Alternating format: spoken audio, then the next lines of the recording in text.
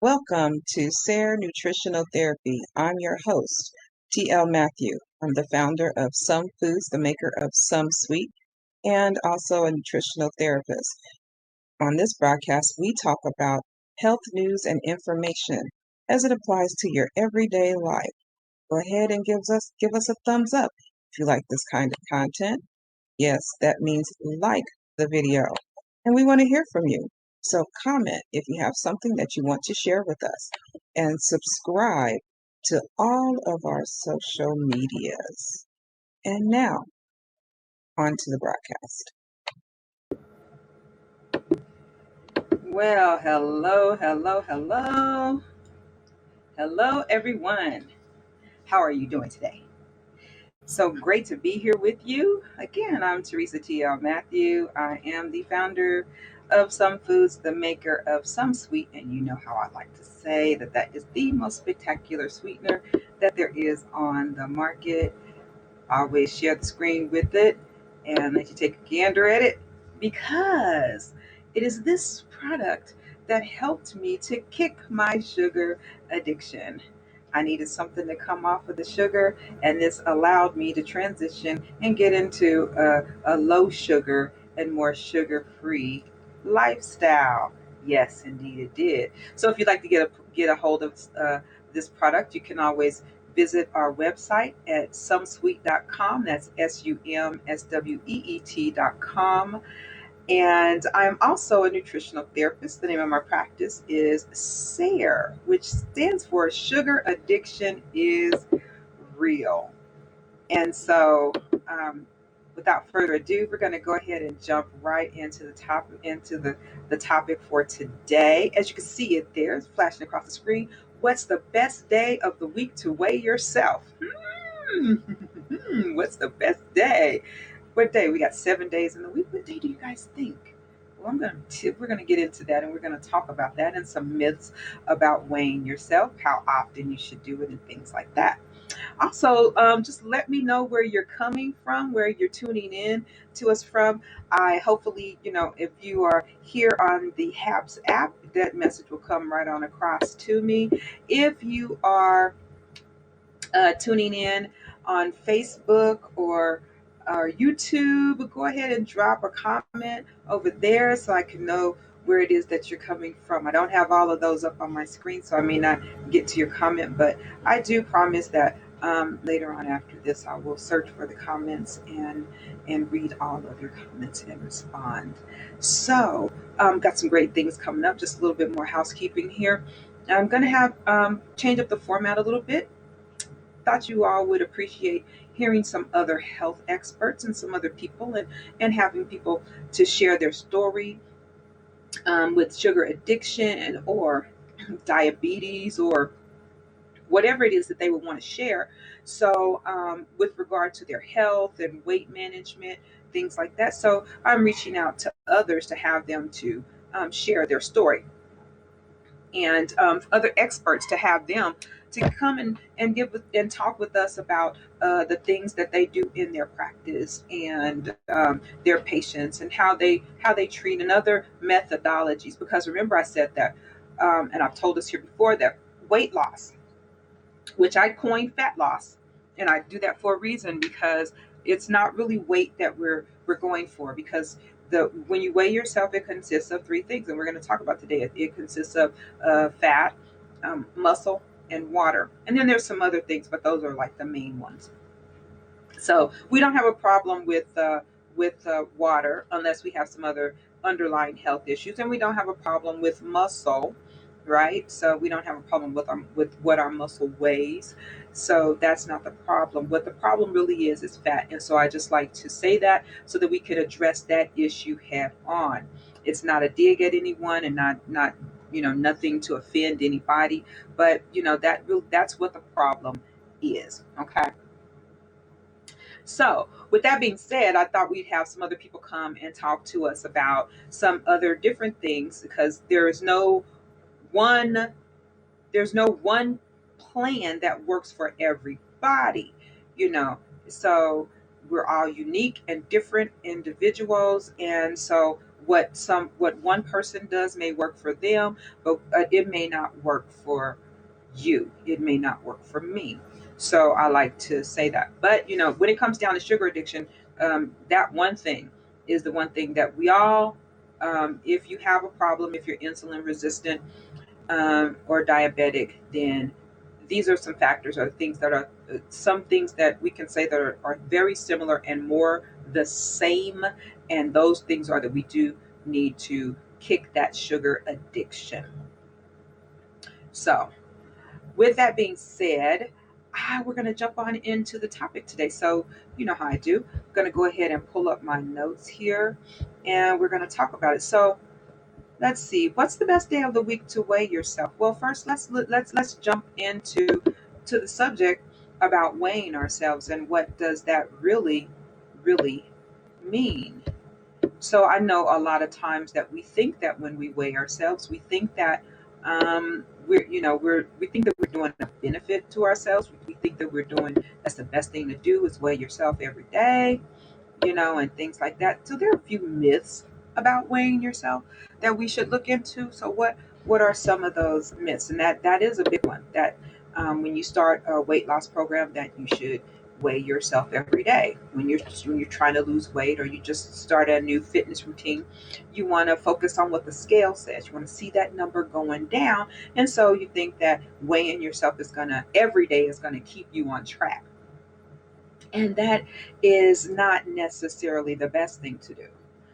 So the best thing would be to weigh yourself once a week, and you would want to do that the same time every week, because weighing yourself every day could have a negative impact on you, how you feel.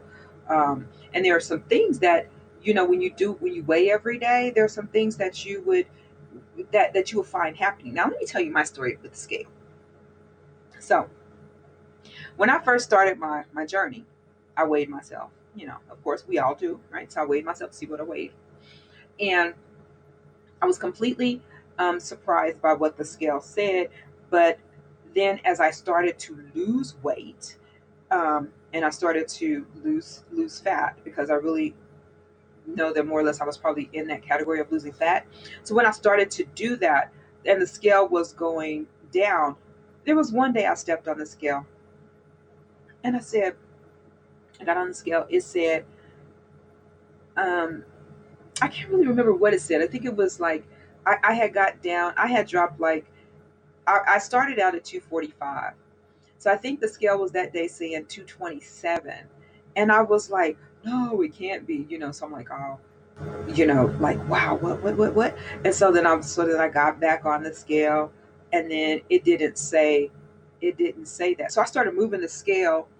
I was like, okay, well, let me move the scale and get back on it. So I moved the scale and got back on it. It said something different. And then I moved the scale again and got back on it. It said something different. And then I moved the scale and I got back on it. It said something different. It's like as if the scale said, "I told you what you weigh. I told you what you weigh." And now it's playing. Now it's playing with me.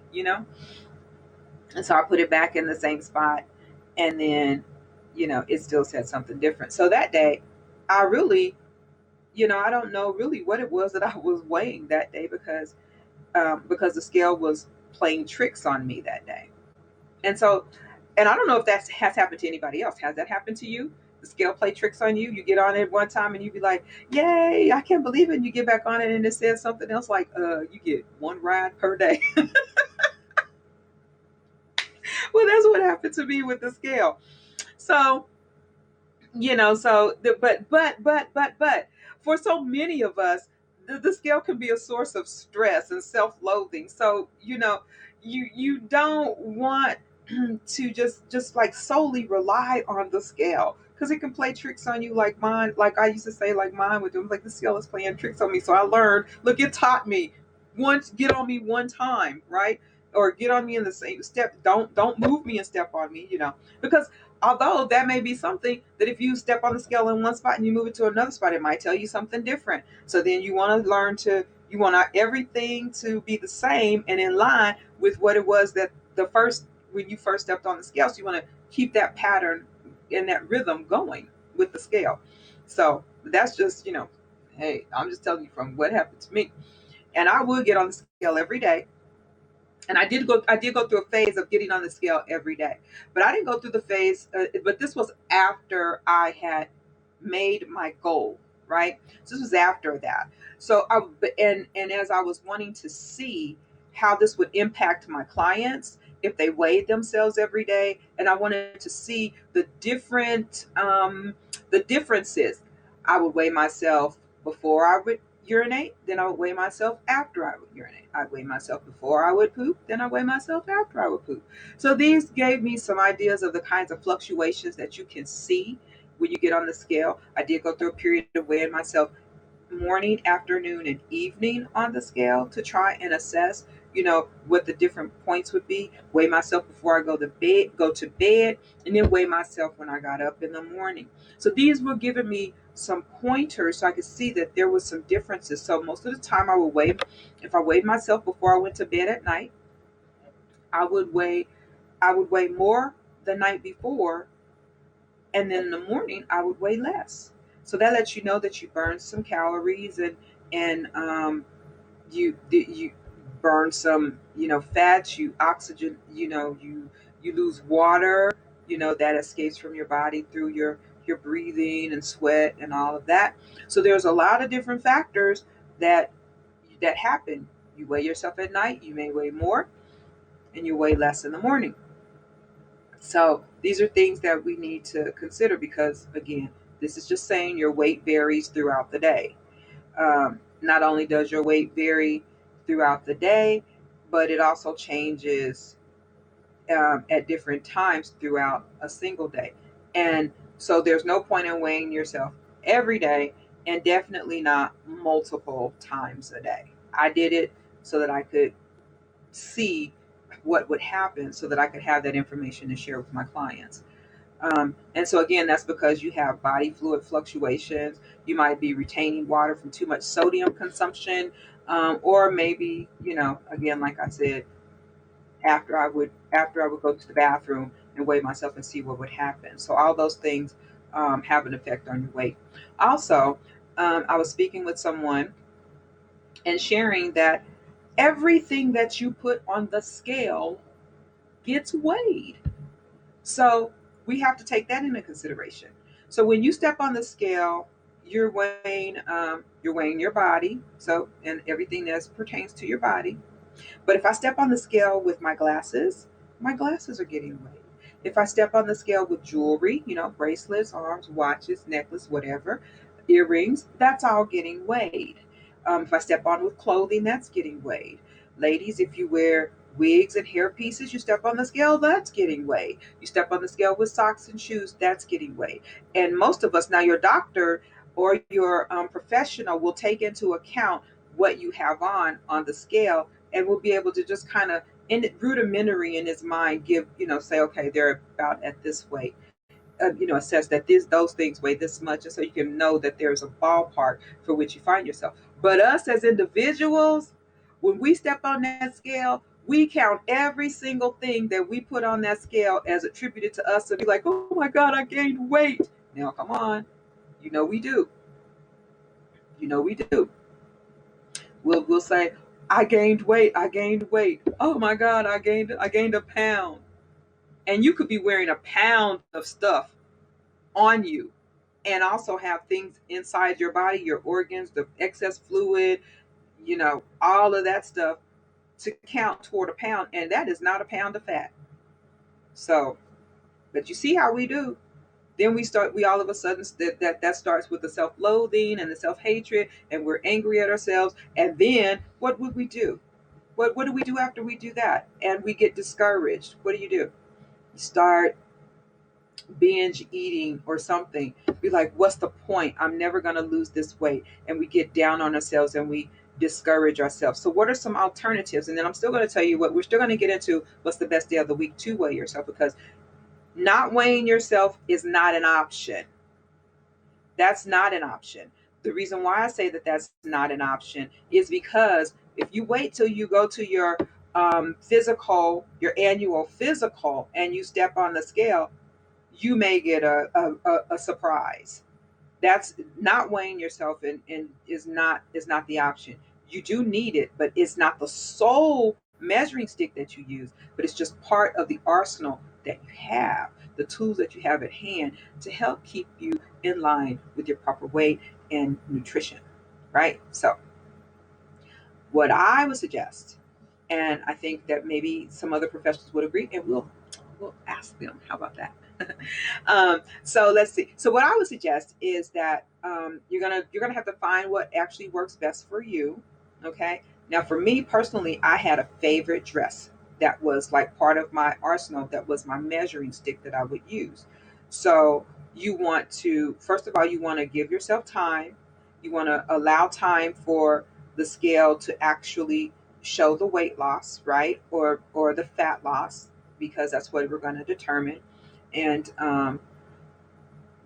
then you want to, what you want to do is you want to have that one day a week that you're going to weigh yourself, and then you want to have a, an outfit or something that is an assessment that you could not fit in before at the start of your journey, that as you're going through your journey, you try it on to see how it fits. And you see that you're losing inches, maybe not pounds at this point, because remember, a healthy amount of weight to lose, a good goal to have is to go for 1 to 2 pounds per week. Now, you may do more, you know, um, you can do a half a pound.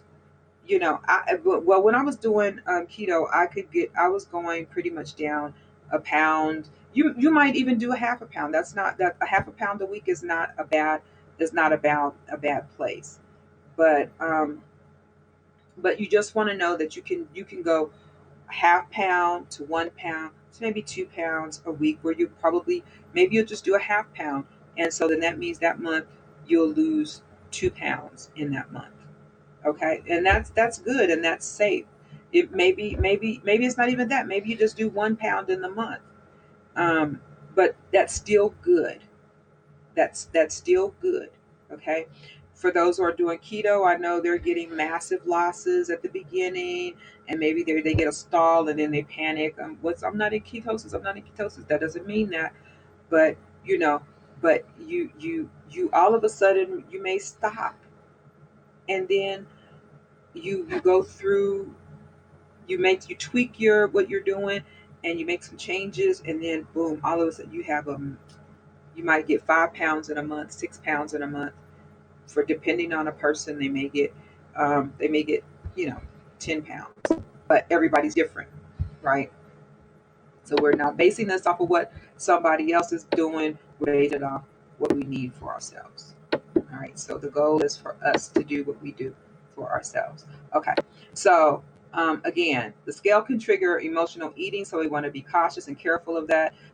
Your weight doesn't tell the whole story, because again, your weight's going to fluctuate and everything. There's water, there's fluid that you could be retaining. Ladies, if you're in your menstrual, you know that could be happening there. But you could have muscle gain, you could have, you know, there's bone and tissue. All of that stuff counts in your weight. Your undigested food that, you know, is going to get burned off at some point later, the waste that your body has yet to eliminate. So all of that counts. So we want to be careful. We want to be mindful of that. And then pay attention to your body composition, because your weight is not a perfect indicator of your body composition. 5 different women of the same height can wear different sizes and can weigh a different amount. So it's not that. You can have much lower body fat or much higher in comparison to the person that's next to you. So pay attention to what your body is. Muscle, a pound of muscle and a pound of, of fat, they weigh the same. However, muscle is more dense, so you will have more of it, but it won't show. Okay, because muscle is more dense, and so as you are gaining muscle and losing fat, for those of you who are exercising while you're dieting, you will gain that pound, and you might be gaining more muscle, and you just, so that's why you want to pay attention to your body composition. So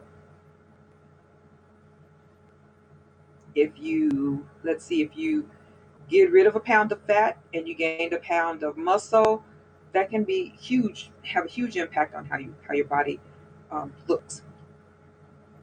So I would say if you visualize 16 ounces is not a lot. So this water bottle, 16 ounces, this is a pound, right? So, but lay this next to a steak, and this really looks like, this looks like, like nothing. The steak looks like nothing, doesn't look like a lot. But then compare that to a pound of lard or a pound of fat.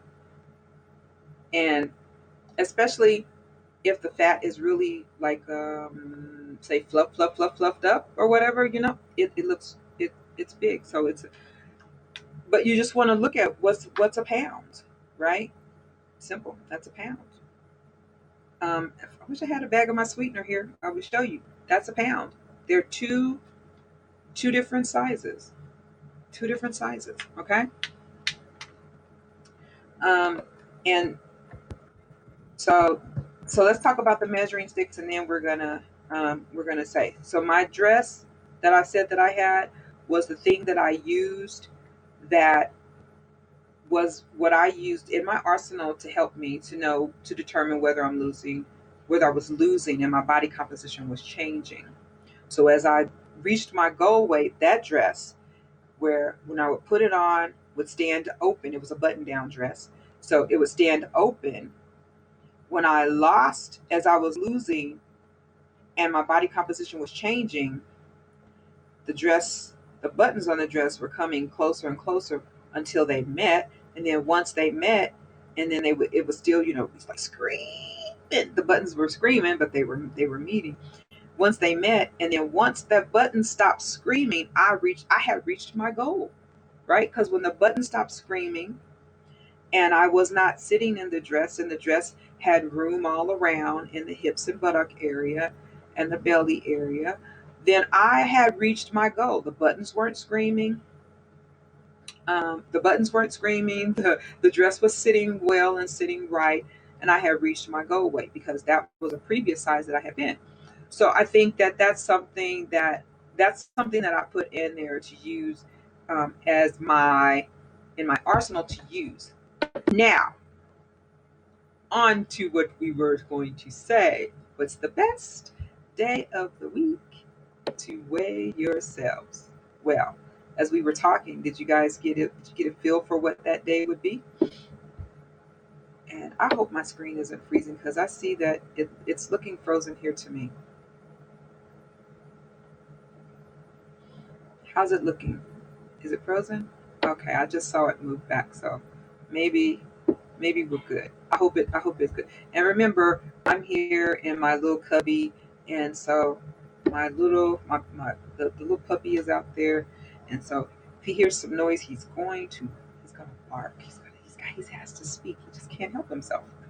Okay. So anyway, so let's see. So we're on to talking about what is the so how do we do this? So what should we do? And when should we get on the scale, and when shouldn't we get on the scale? Well,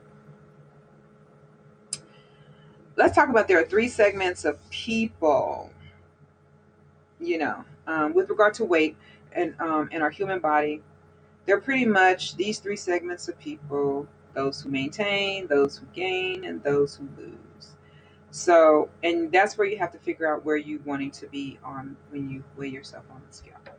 So weigh yourself infrequently. We've already said that, once a week. And the day to stay off the scale, dun, dun, dun, dun, is Monday.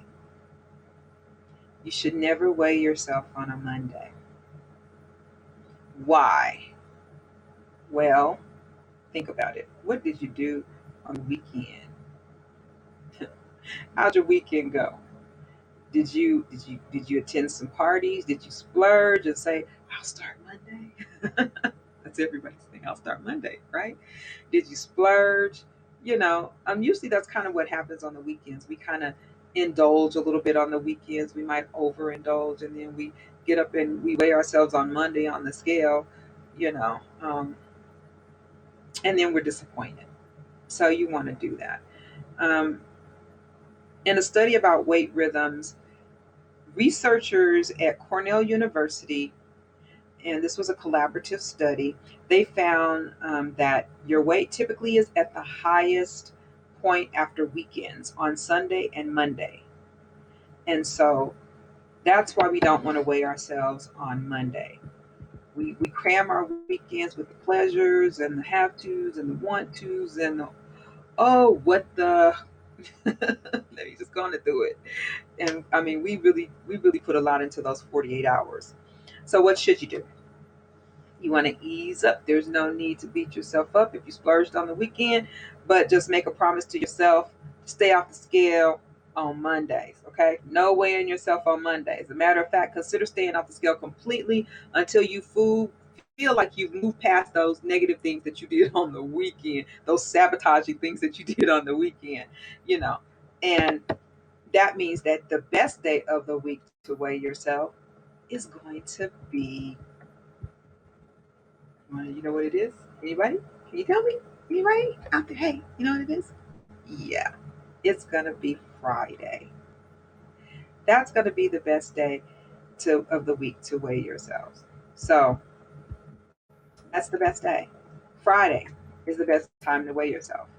So the reason why is because by that time you will have gotten back into your habits and gotten over your weekend splurge, and you're ready, you're getting ready for the weekend again. So that's the best time to weigh yourselves. And so, and you're most likely to lose weight during the week, because if you splurged on the weekend, you're really going to try and do better during the week. And so Friday is the best day to weigh yourselves. So in a study, again, this is a Cornell University study, they found that the participants who succeeded in losing weight and keeping it off were those who keyed in on healthy eating habits during the week and compensated more strictly um, from Monday through Friday for a weekend again. So they were strict during the week, and this was a Cornell University study. So they were strict during the week, Monday through Friday. They knew they were going to splurge on the weekend, and then they would come back Monday through Friday, and they would pick up their healthy eating habits. Okay, so they found that those were the people that did the best in the study as losing weight. That also means that there's no need to weigh yourself frequently. One day a week is good. So that's what we said. Weigh yourself infrequently once a week, and then let that day be a Friday and not a Monday. So, what do you guys think about that? What do you all think about that? It's pretty interesting, huh? So, and again, so let's just recap. Your weight can fluctuate through the day up to 4 pounds. I don't know if I mentioned that. Up to 4 pounds in a single day. So we definitely don't want to weigh ourselves every day, because you 4 pounds. Imagine how devastating that would be. Also, almost everyone loses weight on weekdays and gains weight on the weekends. So we are not alone in this. This happens to everybody, and it's similar to our sleep. We don't sleep the exact same way every night. Weight loss cycles will vary just like our sleep cycles. And so there are plenty of factors that affect the human body on a daily basis that determines both of these cycles. So really, what separates the thinner people from the heavier people isn't just how much more they gain on the weekends, but how much more they lose during the weekdays. To have the best success in losing weight,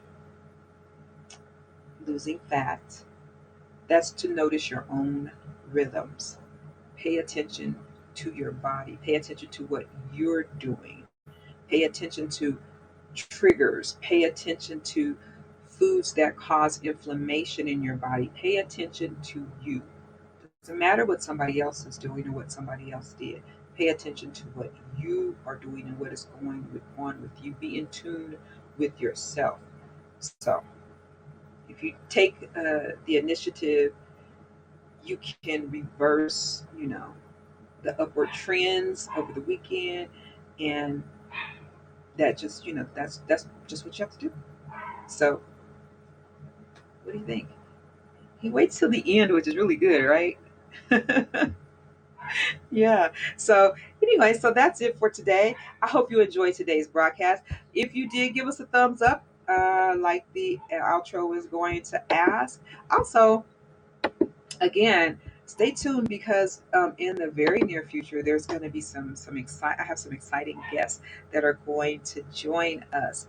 So I'm going to wrap that up. Again, if you would like to get a nutritional assessment, it's free, doesn't cost you anything. Or if you want to get a fat loss assessment, you can head on over to SAIRT, that's SAIRNT.com, SAIRNutritionaltherapy.com, SAIRNT.com, and you can get a free nutritional assessment or fat loss assessment from there. If you want to get a hold of today's sponsor, the most spectacular sweetener on the market, you can just go over. You can go to, look at me pushing buttons and messing up. You can go over to sumsweet.com. That's SUMSWEET.com, sumsweet.com, and get your bag of Sumsweet today, Sumsweet Plus. So thank you all so much for joining me. Until tomorrow, peace and blessings.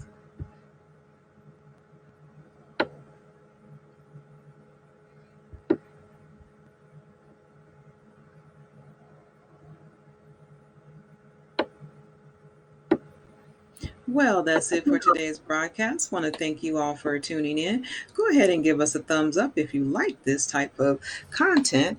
Also, comment and subscribe to all of our social medias. Peace and blessings.